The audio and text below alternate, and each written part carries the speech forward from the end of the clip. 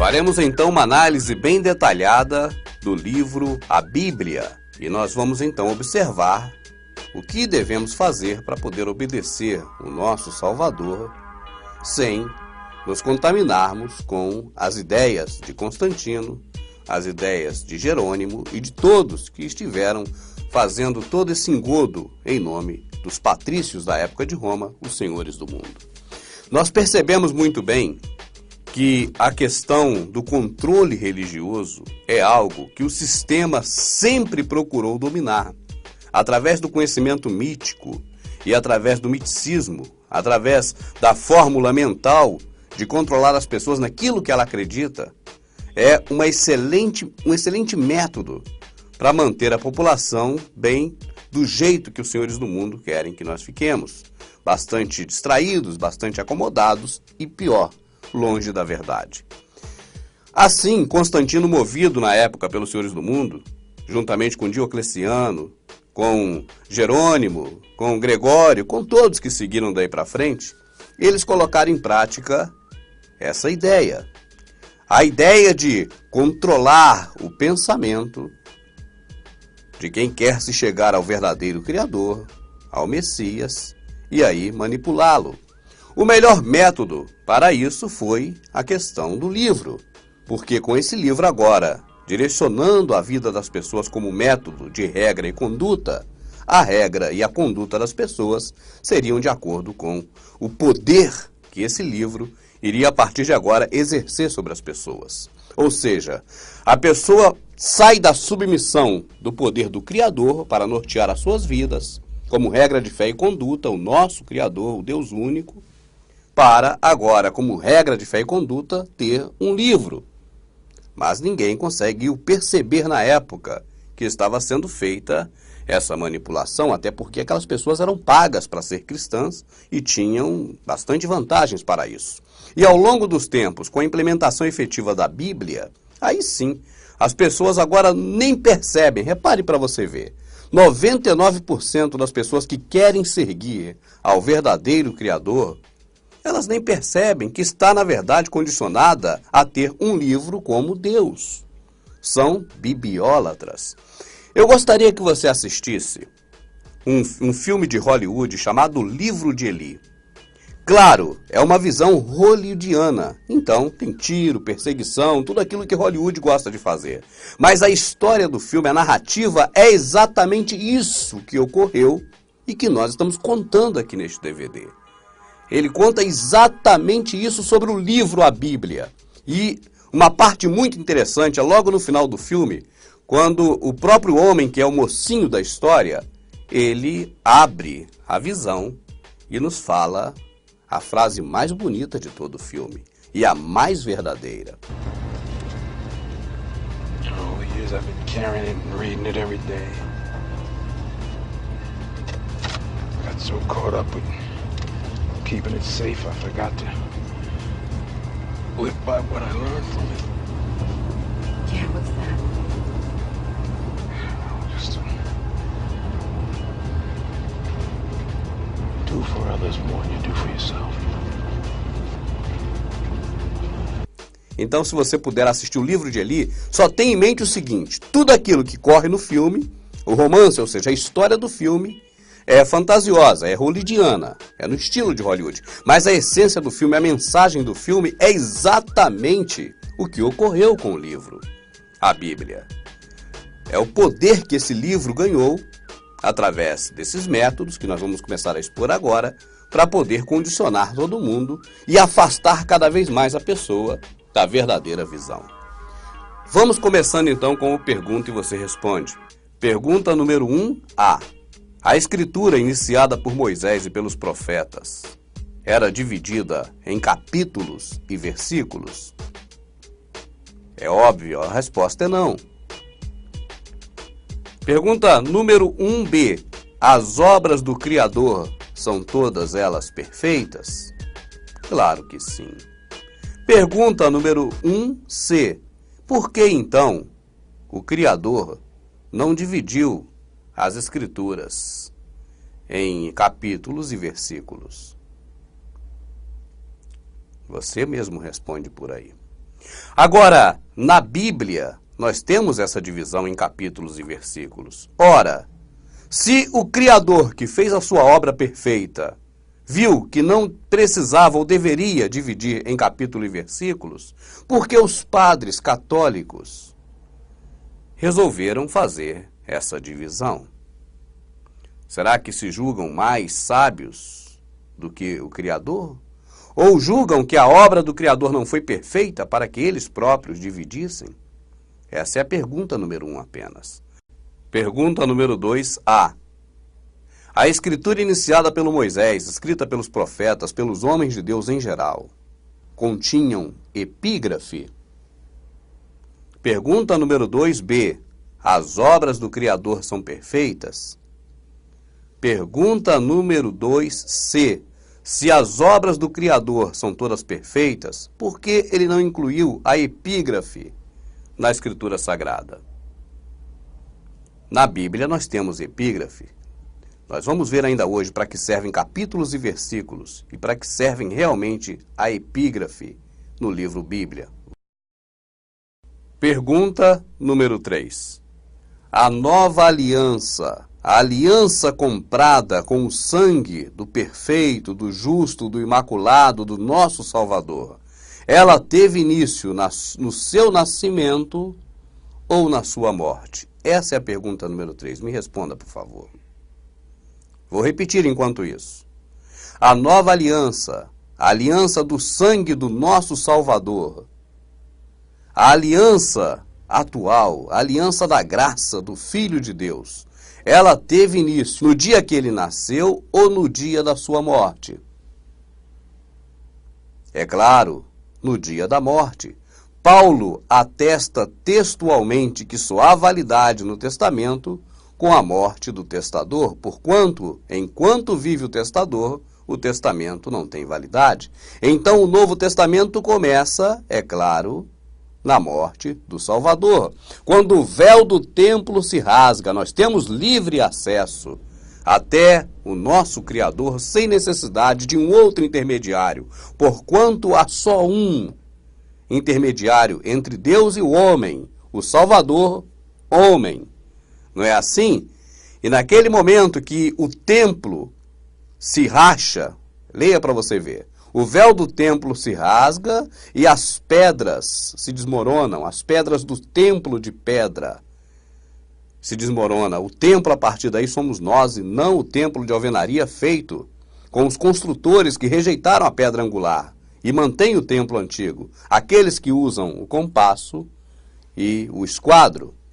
Neste momento também o céu escurece, vem a noite e nasce um novo dia no mesmo momento, simbolizando que foi abolido aquela prática antiga, foi abolido o contexto da velha aliança e agora nasceu a nova aliança, exatamente na morte do Salvador. Agora a pergunta principal deste terceiro item.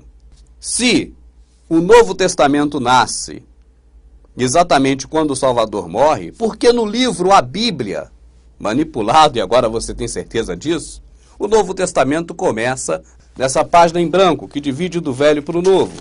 Por que no Novo Testamento começa a partir deste momento? Por que no Novo Testamento, no livro Bíblia, começa quando Jesus nasce? Se você ler Mateus, você vai ver assim. Na hora que o Salvador nasce, é Novo Testamento ou é Velho? Por que está na Bíblia, católica e protestante, no livro Bíblia, e não na Escritura? Naquela exata localização. Novo Testamento, Jesus nascendo. Se não for para te induzir ao erro total e te manipular. Agora vamos entrar então em capítulos, versículos, epígrafes e nas manipulações para que você nunca mais seja manipulado. A não ser, claro, que você queira, porque o livre-arbítrio foi dado pelo Criador para isso. Para nós escolhermos se continuamos no erro ou se acertamos a nossa vida de uma vez por todas. Quando você assistir ao vídeo especial sobre Jerônimo, você conhecerá muito bem todas as blasfêmias que foram praticadas na criação do cristianismo de Constantino.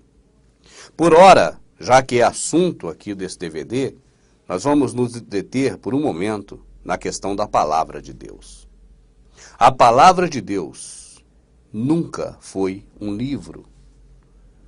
Assim como igreja nunca foi denominação nem templo até Constantino, também a palavra de Deus até Constantino nunca tinha sido um livro. De Constantino para cá, até os dias de hoje, a palavra de Deus se transferiu da lei de Deus, a vontade de Deus, o que Deus nos ensinou, a um livro.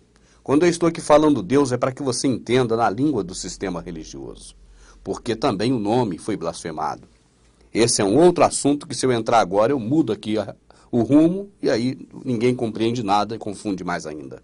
Por isso, nós vamos falando ou Jesus ou Deus e você vai compreendendo, que é apenas para que não atrapalhe mais ainda a compreensão, já que o objetivo aqui, neste momento, é a Bíblia.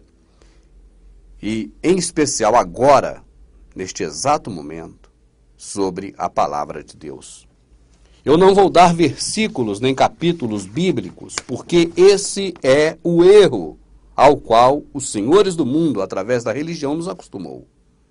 É ficar citando capítulos e versículos, o que formam links da Escritura, e aí você não consegue lê-la, mas vai ler apenas a Bíblia, porque a Bíblia é toda linkada para isso mesmo. Mas eu vou ler algumas passagens e direi os livros que estão.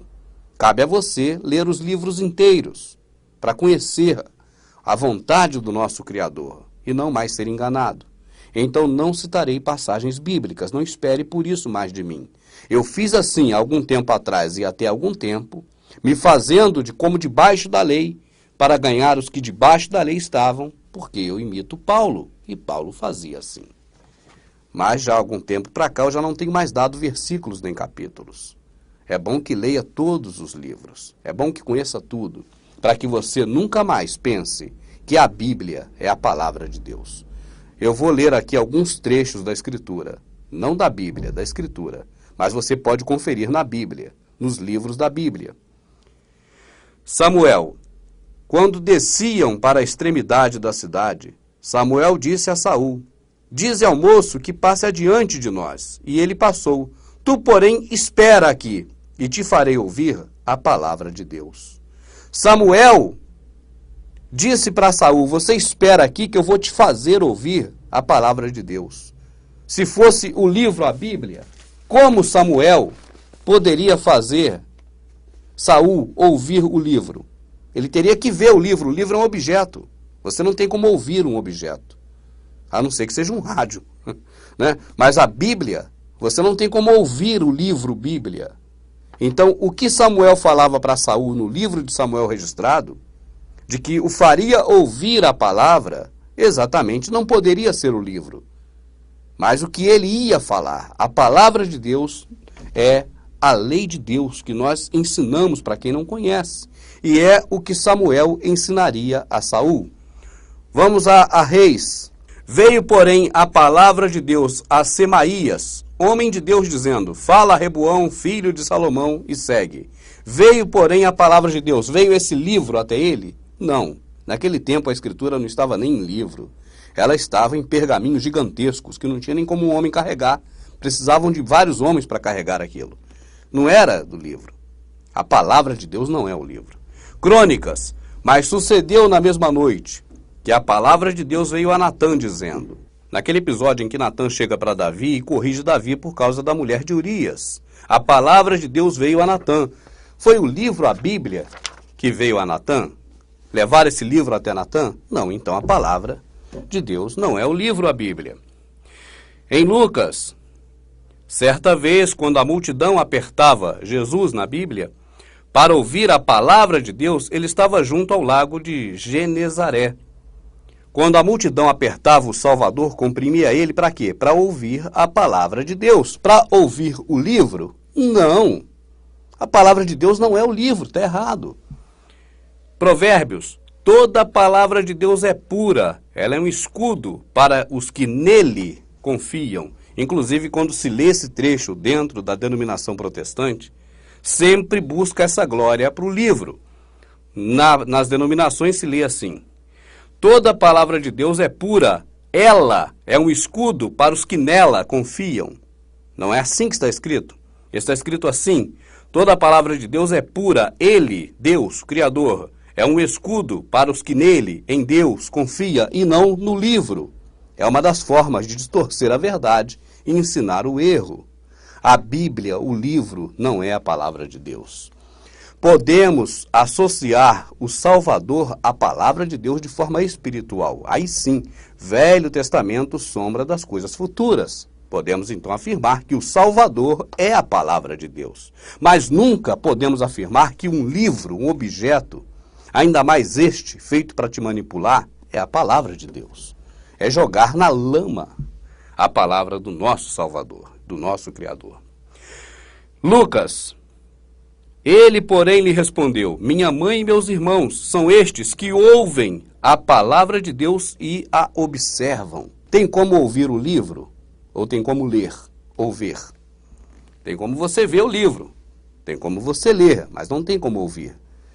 Aquela passagem de Lucas, quando o próprio Salvador diz: porém lhe respondeu, minha mãe e meus irmãos são os que ouvem a palavra do Criador. Para alguém ouvir, alguém tem que falar. Então, quando você fala a palavra de Deus, as pessoas ouvem. Não é quando vê o livro, enxergando ele na sua frente, ou quando está lendo, porque a palavra de Deus não é o livro. Tem inúmeras passagens na Escritura sobre isso. Eu separei só algumas. Em Lucas, mas ele respondeu: antes bem-aventurados os que ouvem a palavra de Deus e a observam. Ouvir e observar não é ver o livro e ler. O livro não é a palavra de Deus. Atos. E divulgava-se a palavra de Deus, de sorte que se multiplicava muito o número dos discípulos em Jerusalém, e muitos sacerdotes obedeciam à fé. Até os sacerdotes se converteram, até aqueles que mataram o Salvador, que patrocinaram toda aquela coisa horrível, que estavam do lado B, agora alguns deles se converteram pelo poder da Bíblia. Não existia a Bíblia, lembre-se. Isso foi 1.600 anos antes desse livro ser criado. A Bíblia não é a palavra de Deus. Te enganaram feio. A palavra de Deus é a boca que professa as coisas santas do Criador. Atos. A palavra de Deus crescia e se multiplicava. Isso aqui cresce como? Eu vou pegar aqui, vai crescer assim, uma mágica. Estica aí. Cresceu. Encolheu. Não era a Bíblia que crescia nem esticava. Era a palavra de Deus, que não é o livro, a Bíblia. Em Atos, que estava com o procônsul Sérgio Paulo, homem sensato, este chamou a Barnabé e Saulo e mostrou o desejo de ouvir a palavra de Deus. De ouvir o objeto, Bíblia, o livro? Não, você não tem como ouvir um livro, você só pode ver ou ler. Não está falando desse livro. Não é esse livro, a palavra de Deus, que a Escritura se refere o tempo todo. A palavra de Deus, como a Bíblia, quem se refere a isso são os seguidores de Constantino, os cristãos. Em Romanos, logo a fé vem pelo ouvir.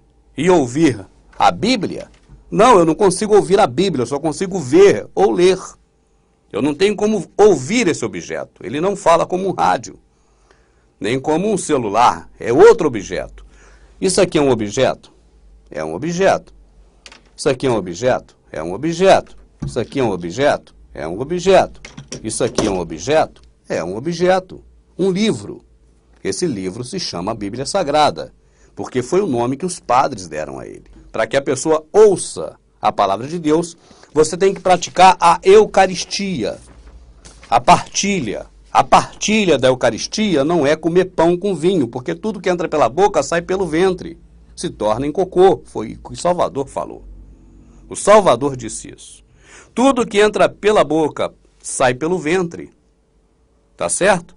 Então, quando entra pela boca um pedaço de pão, um pouquinho de suco de uva, vai sair pelas fezes.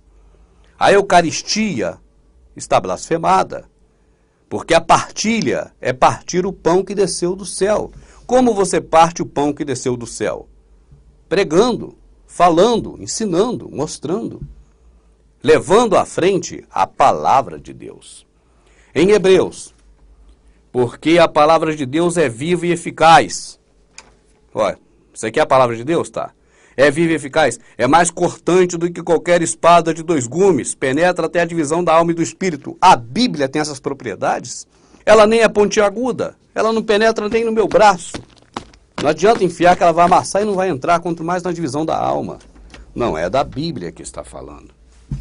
Tessalonicenses. Por isso nós também, sem cessar, damos graças ao Criador, porquanto vós, havendo recebido a palavra dele, a palavra de Deus, a palavra do Criador, que de nós ouvistes e recebestes, não como palavra de homens, mas segundo ela é, na verdade, como palavra de Deus, a qual opera em vós que credes. Você acha que ele está falando do livro Bíblia Católica, que nem existia? Será que Tessalonicenses, essa carta aos Tessalonicenses, falava desse livro que nem existia ainda? Ou será que está falando da sublime, verdadeira e pura palavra de Deus? Ou palavra do Criador? Coríntios, não somos falsificadores da palavra de Deus como tantos outros. Olha, Coríntios, não vou dar versículo nem capítulo, procure, leia tudo, que você vai entender muito mais do que eu estou te dizendo. Se você ler só versículo e capítulo que eu te der, eu estarei fazendo como os cães gulosos, como sistema religioso, e você não vai aprender nada, vai só repetir o que eu disse. Leia tudo, que muito mais do que eu estou dizendo você vai ver. Lendo tudo, linearmente, como eles esconderam da gente durante muito tempo a Bíblia, e só liberaram depois que colocaram capítulos, versículos, concordâncias e epígrafes. Nós vamos chegar lá ainda. Nós estamos somente na palavra de Deus que dizem que é a Bíblia. Eu vou de novo. E não somos, olha só, tem 2 grupos, vamos ver a qual você pertence. E não somos falsificadores da palavra de Deus como tantos outros. Grupo A, não são falsificadores da palavra de Deus. Grupo B, tantos outros que falsificaram. Você pertence a qual grupo? E não somos falsificadores da palavra de Deus como tantos outros, mas é com sinceridade. E da parte do Criador, e na presença do próprio Criador, que em Cristo nós falamos a palavra do Criador e não lemos ou vemos no objeto livro Bíblia. Quer que eu leia de novo? Eu posso ler de novo, você pode repetir quantas vezes quiser esse trecho do nosso vídeo.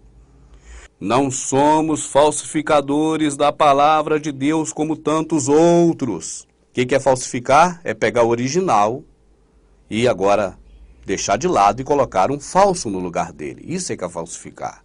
Quando se falsifica um tênis, vamos dizer, da marca Adidas, nem sei qual marca é de sucesso hoje, mas pega-se um tênis que não é Adidas, coloca a marca de Adidas e a partir de agora esse tênis vai ser vendido como Adidas.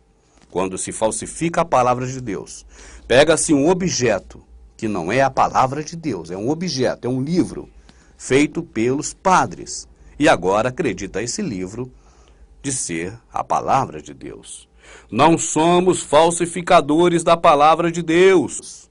Aqui está Cristo, porque foi Jerônimo que colocou, você já sabe disso. Pelo contrário, rejeitamos as coisas ocultas, que são vergonhosas, não andando com astúcia nem adulterando a palavra de Deus, mas pela manifestação da verdade, nós nos recomendamos à consciência de todos os homens diante de Deus, o Criador. Está em Coríntios, quer que eu repita?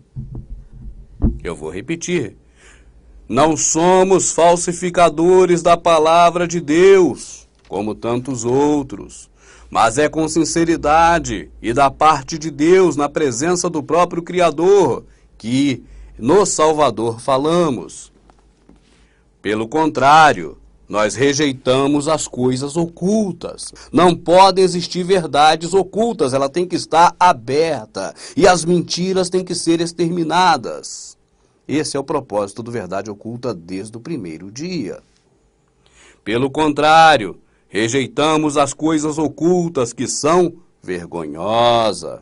A história verdadeira é vergonhosa. A história que nos contaram é mentirosa. Lembra-se disso? Não andando com astúcia nem adulterando a palavra de Deus. Você quer mais adultério na palavra de Deus do que tirar a palavra de Deus do que ela realmente é e entregar ao livro, ao objeto, o livro, Bíblia, criado pelos padres? Pelo contrário, rejeitamos as coisas ocultas que são vergonhosas, não andando com astúcia, nem adulterando a palavra de Deus, mas pela manifestação da verdade, nós recomendamos a consciência de todos os homens diante do Criador. Efésios, tomai também o capacete da salvação, a espada do Espírito, que é a palavra de Deus. A espada do Espírito, que é o livro Bíblia. A espada do Espírito, que é o livro manipulado feito pelos papas, para nos induzir ao erro? Não. Não é dessa que a carta a Efésios fala. E para fechar, o pior, Apocalipse. Quando abriu o 5º selo, vi debaixo do altar,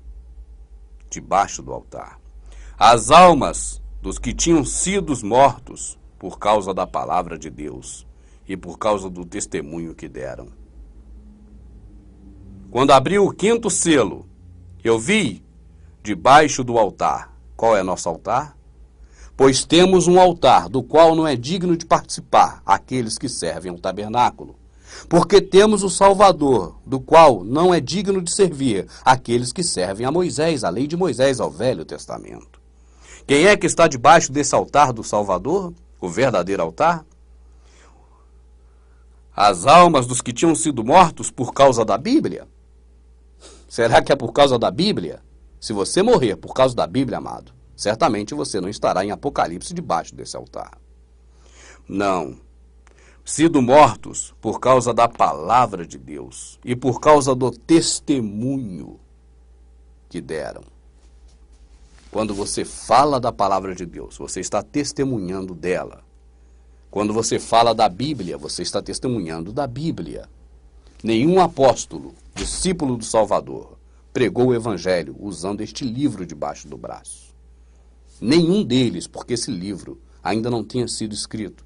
A palavra do nosso Salvador, a palavra do nosso Criador não é o livro, definitivamente. Leia com mais atenção, pare de correr atrás de capítulos e versículos, porque aí ninguém te engana mais. Capítulos, versículos, epígrafes, transliteração e tradução é o nosso próximo assunto.